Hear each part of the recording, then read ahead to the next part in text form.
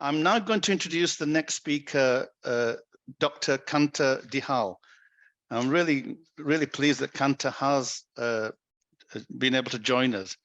So Kanta is a lecturer in science communication at Imperial College in London, an associate fellow of the Leverhulme Centre for the Future of Intelligence at the University of Cambridge. And in her research, she focuses on the stories we tell about science and technology across cultures and how they help us think about ethics and bias in new technologies. And so she's published quite a lot of really relevant and important articles. More recently, and with Stephen Cave, Imagining AI, How the World Sees Intelligent Machines, which is actually going to be coming out. It's come out, I think, this week. And also a piece, The Whiteness of AI, which was published in Philosophy and Technology. So Kanta, I'm going to hand over to you, and I'm delighted that you're with us, and looking forward to hearing what you've got to say. Thank you. Thank you very much. Thanks so much for inviting me. It's an honor to be a part of this really excellent group of speakers today.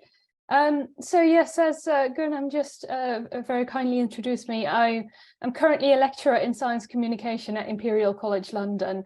But before moving to Imperial last March, I spent 5 years at the Leverhulme Centre for the Future of Intelligence at the University of Cambridge, researching the public communication and impact of AI. And it's that research in an ongoing collaboration with Stephen Cave at Cambridge, on which I'm basing the findings that I'm sharing with you today.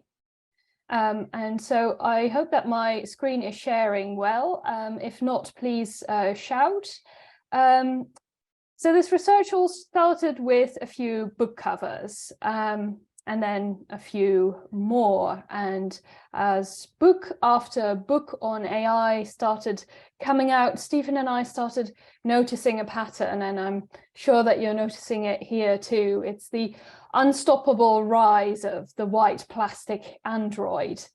And that led to the 2020 paper, The Whiteness of AI, in which we explored the truth little acknowledged that a machine in possession of intelligence must be white. So we looked at 4 different instances, stock images, like on those book covers, real humanoid robots, chatbots and virtual assistants, and representations of AI in film and television. And we then offered 3 possible explanations for that whiteness. First, the normalization of whiteness in the West. Second, the extent to which AI permits the erasure of people of color from the white utopia. And third, the whiteness of the attributes ascribed to AI. So I'll briefly go into each of those. First, the normalization of whiteness.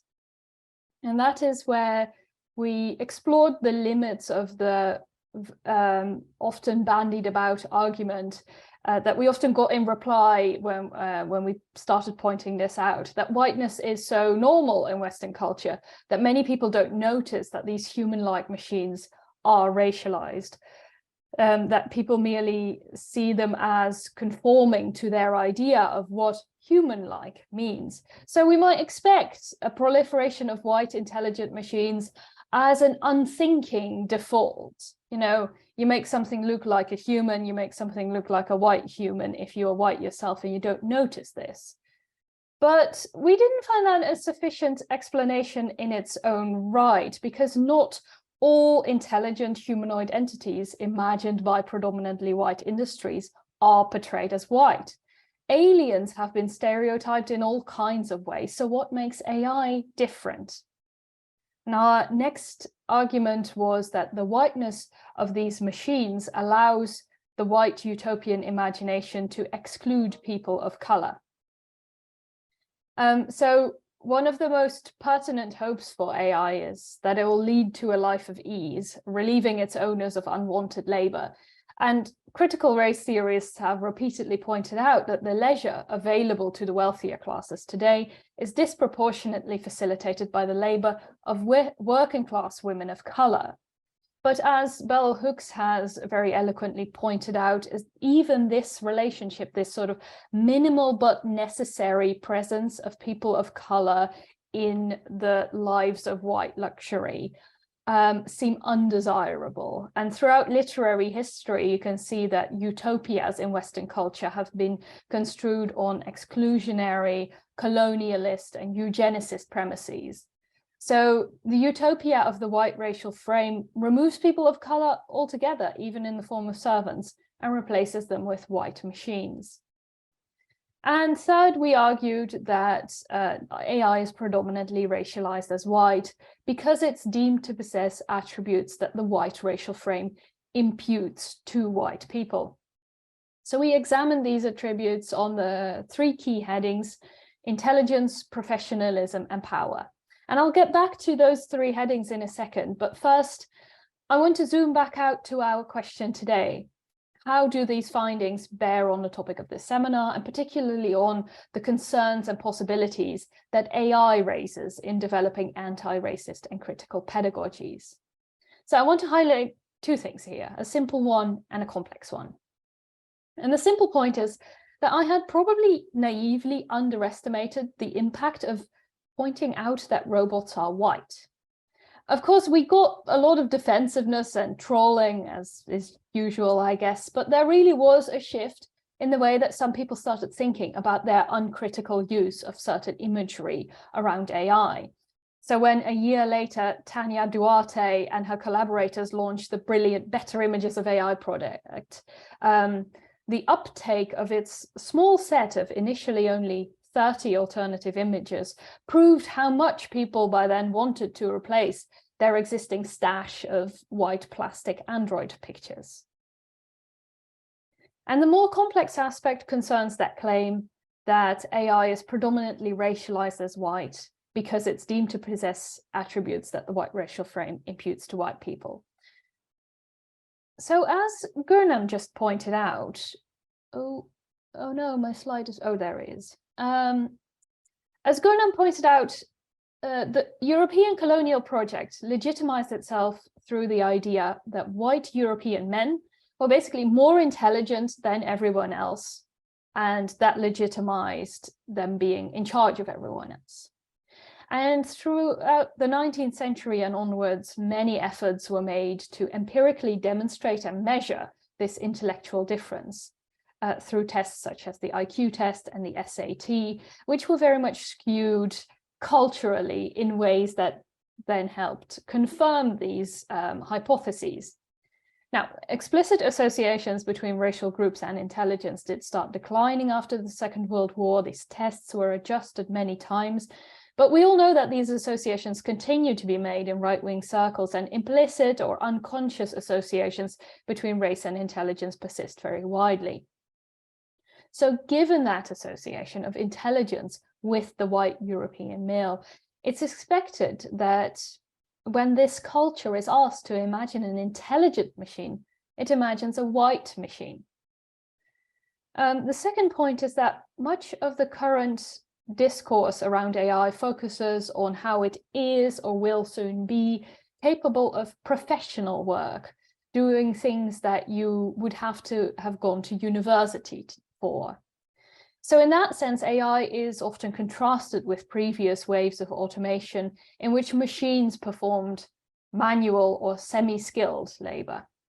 And of course, the professions, so things like law and medicine and business, have long histories of excluding people of color.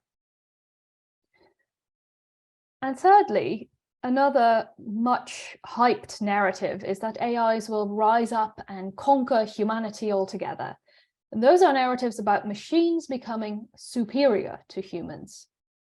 Now, those who imagine being overtaken by superior beings do not imagine them resembling peoples whom they have long framed as inferior. Instead, they imagine them as superlatives of themselves, like hyper-masculine white men like Arnold Schwarzenegger as the Terminator, or hyper-feminine white women like Alicia Vikander as Ava in Ex Machina. And that's why even narratives of an AI uprising that are clearly modeled on stories of slave rebellions depict the rebellious AIs as white. So for example, in Blade Runner. Now, looking at these aspects of the whiteness of AI reveals a different perspective on the ways in which people have been hierarchized throughout history. AI, and particularly the ever slightly on the horizon AGI, so artificial general intelligence, is being attributed traits that have historically been denied in the Western world to people of color and other minorities. And so the ways in which many people seem to think about AI reveals how prevalent these stereotypes and assumed hierarchies still are. So bringing AI into the conversation shows that the people in charge of creating the technology and the narratives around it are more likely to attribute traits like personhood, intelligence, or trustworthiness to a machine than to people of marginalized identities. So looking at the racialization of AI gives us a new way of showing how important anti-racist education and research are to dismantle these stereotypes and prevent AI from doing harm. Now, I want to conclude on a dilemma, and that's where the title of my presentation comes from. Because often when we presented this work, we were asked, okay, so what's the solution? And two very simple solutions seem to present themselves. On the one hand, you could diversify, not just white robots, but black and brown and the whole spectrum. But this is where the work of Robert Sparrow is extremely valuable. He has pointed out that that solution risks reinforcing stereotypes, particularly in robotics. And this has to do with that attempted erasure of people of color from the white utopia. Putting robots of color back into that utopia will simply reproduce the old racial hierarchies, with robots now slotting exactly into the old racialized positions on the ladder, rather than taking up a new one reserved for AI. And risking even by being presented as slightly superior, slightly better, you would choose this machine over a human, again pushing minoritized people ever lower. But the alternative, so the second apparently very simple solution would be not to anthropomorphize at all. So not to make any kind of AI, robots, anything else look like humans, creating both images and machines in very different ways. And, in stock images and the like, as the Better Images of AI project shows, that is certainly possible. But unfortunately, there are limits to that solution because anthropomorphization has been proven to be beneficial. And that's both for interactions with chatbots through using virtual avatars and names, and with real robots. And even giving them colors that are not on the human skin spectrum, so making them green or purple, may not always be beneficial. So there's some recent research into what is called racial mirroring, which shows that Black users in particular have more positive perceptions of their interactions with chatbots that present an avatar and name reflecting the same racial identity as themselves. So all in all, this shows that looking at the racialization of AI sheds new light on questions of racial hierarchies in the modern world and the ideas that underlie them. And while there are no easy solutions, I did find that exposing race issues in the context of AI opens up new avenues for informing and educating groups who would not otherwise have come across or be considering actively these kinds of topics. Thank you very much.